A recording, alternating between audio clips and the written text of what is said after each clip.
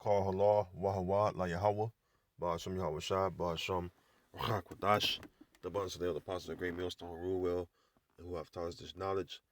Salutations to you, fellow laborers out there that's doing the work of truth, sincerity. Shalom to you, and shalom to the few Waf that believe this and learn.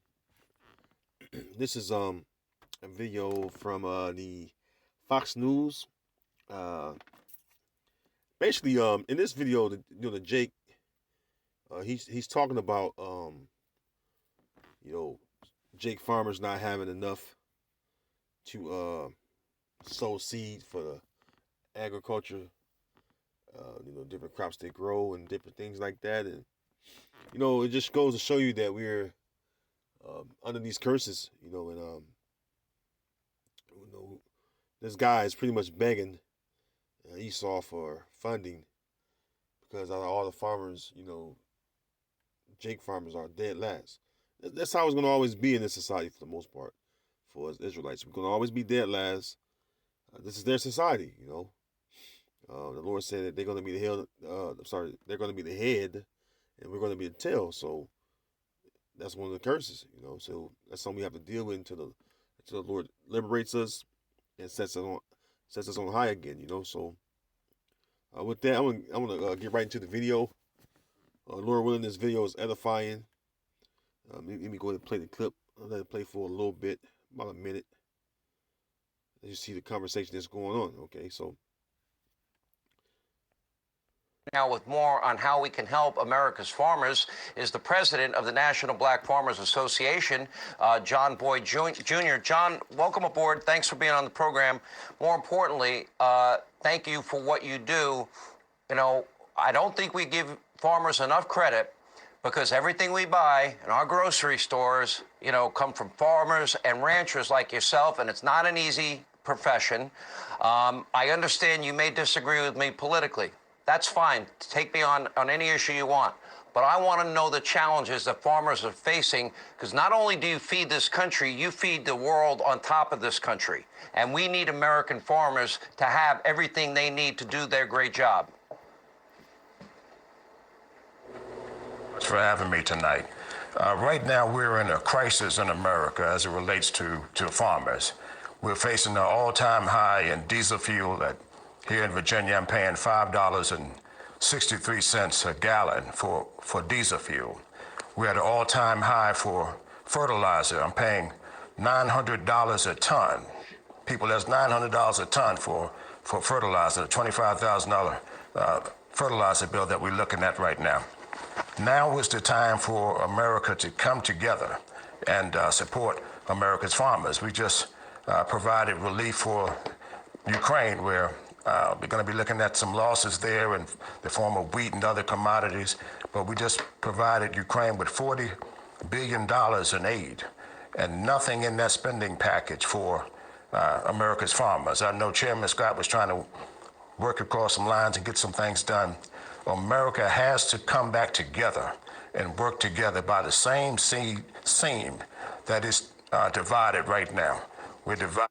Yeah, as you can see, man, I don't want to let any more play.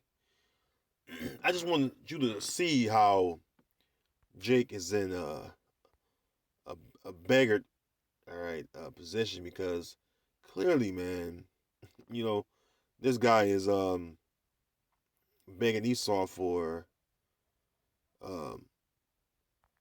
funding or aid with farming, and he represents the Black Farmers Association. And Esau's not going to give you that, because if he's not funding you now, but yet he's funding Ukraine with tens of billions of dollars in the conflict situation between Russia and Ukraine, but he's not giving you anything. Well, that ought to go to show you that he don't care about you, because Esau knows what's going on. All right, he knows that these farmers are important, but he don't worry about that. They worry about their war machine and their own geopolitical interests with trying to contain Russia, which is Gog in the scriptures. All right. So this is Ecclesiasticus chapter 18 and verse 33. It says, "Be not a beggar by banqueting upon borrowing, when thou hast nothing in thy purse, for thou shalt lie and wait for thy own life and be talked on. Yeah, because people talk about beggars, you know. Being a beggar proves that you're in the lowest state, and it proves you're on the bottom. All right. It proves that you're insignificant, or like they call our people minorities, you're minor to the government. They don't care about black farmers. They don't care about you, Jakes, man. Come on. That's a joke in their eyes. They need some farming. Okay. So this is what we're faced with on a daily. You're faced with um, begging Esau for financial aid to help you continue on the farm. You don't see so-called white, which are the Edomite. You don't see Edomite farmers, all right, on the show talking about not being funded. See, it goes back to the curses. Excuse me. Deuteronomy chapter 28, verse 15. It says, "But it shall come to pass if thou wilt not hearken unto the voice of Yahweh thy power to observe to do all his commandments and the statutes which I command thee this day, that all these curses shall come upon thee and overtake thee." So let's get a couple of the curses. All right, verse 38. "Thou shalt carry much seed out into the field and shalt gather but little in." That's not what he's talking about. A crisis. A crisis means you don't have much. Come on, man. You don't have much. All right. That's what that's telling you. That you're insignificant and that you're on the bottom of society. Verse 48. "Therefore shalt thou serve thine enemies which the Lord shall send against thee, in hunger and in thirst and in nakedness and in want of all things." Like you're in the want of what? Money to what? Help your farming business or farming in general just increase. All right? "And he shall put a yoke of iron upon thy neck until he have destroyed thee." So, hey, it is what it is. How I look at it. It looked very bad for Jake, and Jake can't see it. All right, it looked very bad for Jake. And you know going to lose, and lose out first, because they already had a thing where, for years, many years, they've been giving the good seed to the Edomite farmers. That's what Esau does, man. He look out for his own in that regard. And you Jakes get the seeds that have the bad seeds and the GMO seeds. Come on, man. So that proves that what? You're on the bottom. All right. Now, it was another piece I want to get. Matter of fact, it's in another book. Let me go to it. Let's go to the book of Haggai. I believe it's Haggai 1 and 6. It says, "Ye have sown much and bring in little. Ye eat, but ye have not enough. Ye drink, but ye are not filled with drink. Ye clothe, but there is none warm. And he that earn the wages to put it into a bag with holes." And that's how it feels with Jake, man. This man losing money. This president of the Black Farmers Association, he losing money and sleep, because why? He's getting ready to collapse if Esau don't come in and help him out. Even like farmers, they have savings and enough money they've made because they have the good seeds, right? The good grain, and they're growing and growing and growing and getting their profits. But look at Jake. You're dead last. You're dead last. Come on, man. Let's go back to Deuteronomy 28 chapter. You're dead last, man. That's not a coincidence. All right, let's go back down here. Deuteronomy 28 and Slocky. Let me go down a little bit.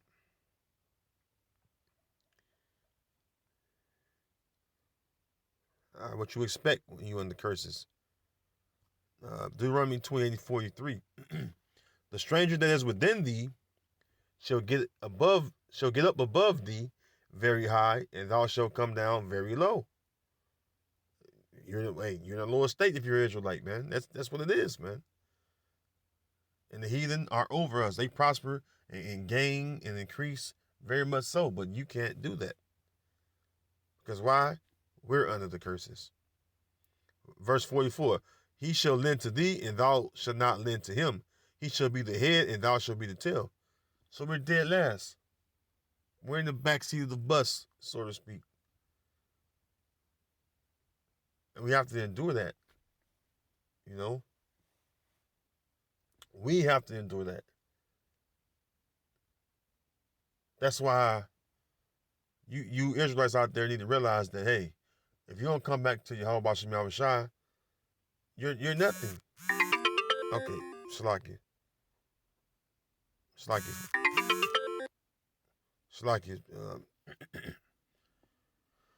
So basically, you know, we have to realize that Yahweh Shem Yahushua is the only answer to our problems. The thing is, what Jake do is, Jacob run to Esau and expect Esau to solve our problems, and Esau never does, because you know why? Esau hates you. Right? The so-called white man hates us. He'll pretend all day long like he care about us, but you see it year after year, year after year. How many years you gonna keep going and running into his counsels, begging him to have some type of ease on you? Okay.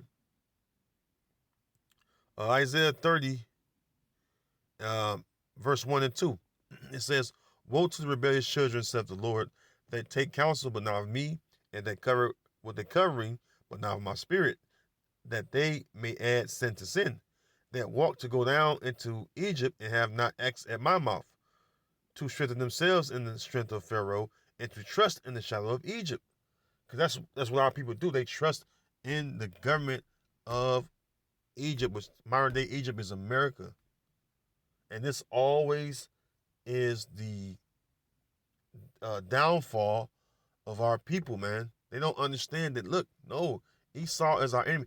The so-called white man is your enemy. All the other nations are enemies. The so-called Africans, so-called Arabs, so-called Chinese, so-called Japanese, so-called East Indians, you name them, they are our enemies. They don't want to see us prosper. Lamentations, the 2nd chapter, tell you about that.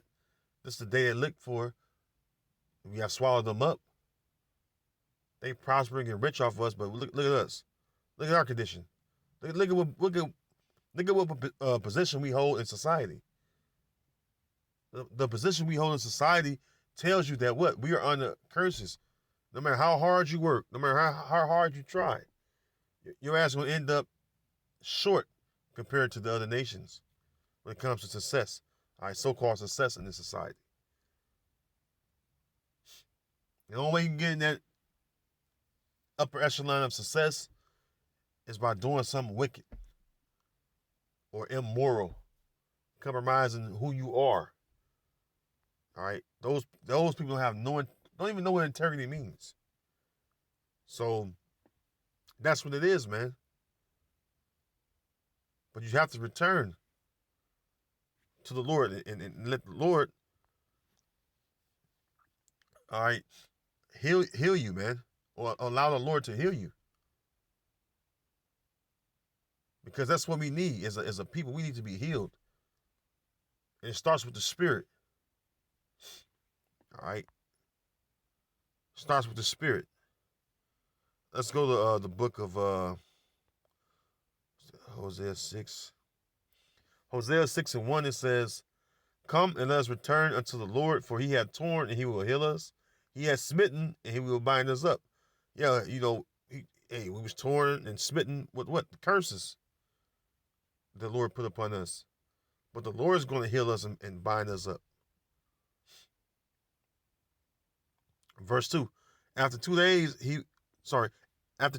will he revive us, and the 3rd day he will raise us up, and we shall live in his sight. See? We're living in that 3rd day, man. Like, hey, It's time for you to wake up and realize that Yahweh Shem Shai have always been faithful to us, and we return unto him so that our minds are steadily focused on doing the Lord's will until he come. And when he come, then we'll go back to our land.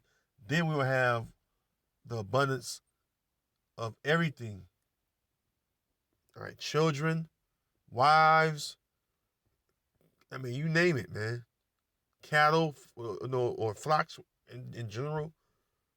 Good organic food. You name it, man. We're gonna live and be kings. The Lord said he's gonna make us a nation of kings and priests. We're gonna be kings. Why don't you want that? You like living the life of a peasant? You like going to Esau and begging him for crumbs?